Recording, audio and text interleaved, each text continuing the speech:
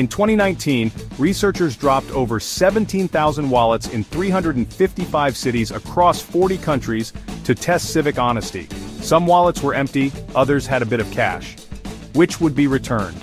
Surprisingly, wallets with money were more likely to be returned, especially in places like Switzerland, Norway, the Netherlands, and Canada. This small data point hints at a bigger question. Why are Canadians so friendly? The stereotype of Canadian politeness is everywhere, movies, memes, and jokes, but stereotypes flatten reality. Canadian friendliness isn't just about saying sorry or holding doors, it's a complex behavior shaped by history, geography, and deliberate choices. To understand it, we need to look deeper, beyond surface-level manners. Canadian friendliness is a product of necessity, later woven into national identity.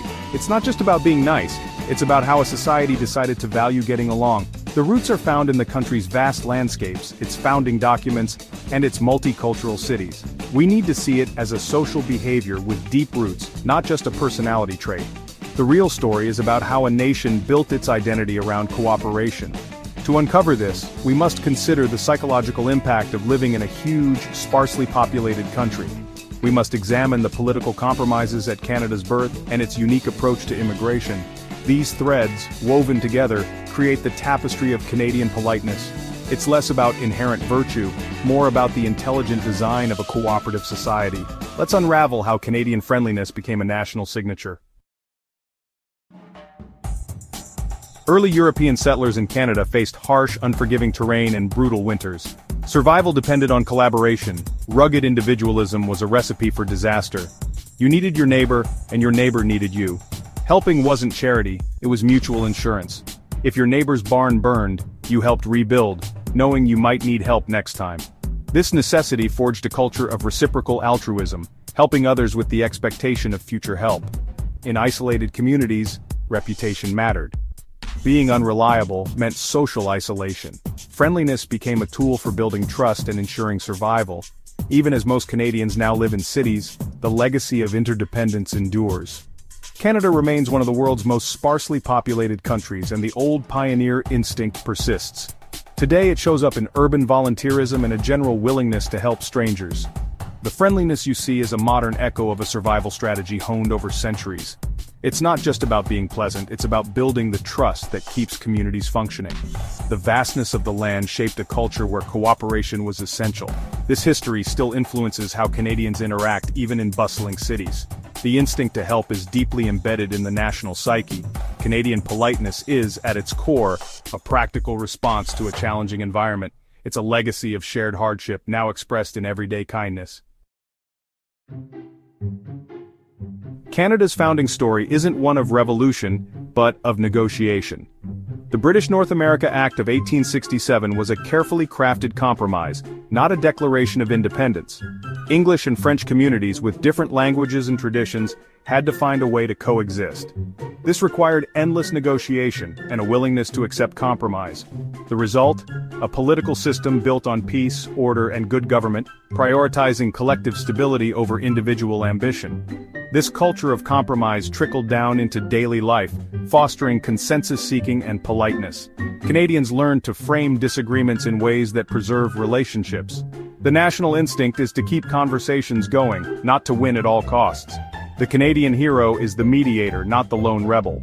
This temperament values process, dialogue, and relationship over confrontation.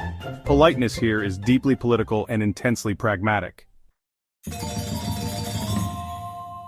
In the 20th century, Canada and the US faced the challenge of integrating millions of immigrants. The US chose the melting pot, encouraging assimilation into a single culture. Canada chose the mosaic, valuing the preservation of distinct identities. The 1988 Multiculturalism Act enshrined this philosophy, promoting diversity as a national strength. Newcomers are encouraged to keep their heritage while becoming Canadian. This reduces pressure to assimilate and lowers social friction. Friendliness becomes a tool for navigating a society of many cultures. The mosaic encourages curiosity and respect for difference. Politeness is about making space for multiple sets of manners to coexist. Canadian friendliness is the sound of a successful mosaic, different pieces fitting together.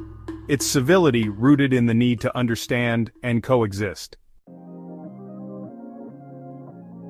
Nowhere is the Canadian mosaic more visible than in Toronto, one of the world's most multicultural cities.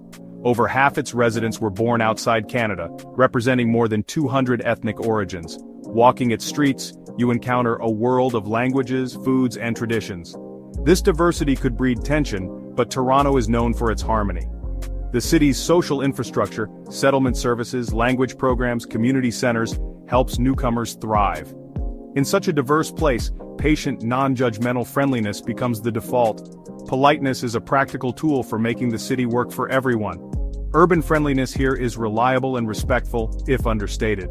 Toronto shows that diversity, managed with inclusion, can strengthen social bonds. It's a model of how shared space can create a shared future. The Canadian "sorry" is legendary, so common it's become a national joke. But it's more than a quirky habit. It's a tool for de-escalating conflict and maintaining harmony. When Canadians say "sorry" after being bumped, they're not admitting fault. They're signaling goodwill. It's a preemptive peace offering, smoothing over daily social bumps. Linguistic research shows that apologizing, even when not at fault, builds trust and rapport. The "sorry" is a microcosm of Canadian culture, a quick, empathetic gesture to keep interactions pleasant. It reflects the historical need for cooperation and the daily reality of multicultural life. The goal is to avoid unnecessary conflict and maintain positive relations. This reflex is a small investment in social capital. The Canadian "sorry" is not weakness. It's social intelligence in action. It's a two-syllable tool for peace, order, and good government. It's the verbal glue of Canadian society. Beyond words, Canadians show their cooperative spirit through volunteerism. A significant portion of the population volunteers each year, coaching, serving, organizing, and supporting. This is the modern version of the old pioneer mutual aid. The principle-strong communities are built, not given. Volunteerism is taught early. Many high schools require it for graduation. Informal acts of support, shoveling a neighbor's walk, organizing carpools, are part of daily life. These acts create a virtuous cycle. Participation builds trust, and trust fosters more participation. A high-trust society is a friendlier society. Canadian friendliness is not passive. It's an active, participatory process. It's millions choosing to invest in their communities. Community is a verb, a daily lived reality. This is the engine behind Canada's reputation for kindness. The final piece of Canadian friendliness is the social safety net. Universal healthcare, unemployment insurance, and public education provide security for all. These programs reduce anxiety and foster trust, not just in government but between citizens. When people feel secure, they're more open and generous. The safety net turns friendliness from a luxury into a norm. It creates a sense of shared fate and collective responsibility. Universal healthcare is a daily reminder that everyone's well-being matters. The politeness of holding a door is linked to the nurse who visits a new mother for free. Social policies lower competition's sharp edges and foster goodwill. The government's commitment to peace, order, and good government actively produces the friendliness Canada is known for. So why are Canadians so friendly? It's not a simple answer. It's a mix of geography, history, policy, language, and community action. Harsh landscapes made cooperation essential. Compromise became political DNA. Multiculturalism turned difference into a strength, especially in cities like Toronto. The "sorry" keeps daily life smooth. Volunteerism makes community real. The social safety net creates trust and space for generosity. These elements reinforce each other, creating a feedback loop of friendliness. Canadian friendliness is a learned skill, not an innate trait. It's a quiet, effective strategy for getting along in a complex world. In an increasingly divided world, this quiet accomplishment may be Canada's most interesting legacy.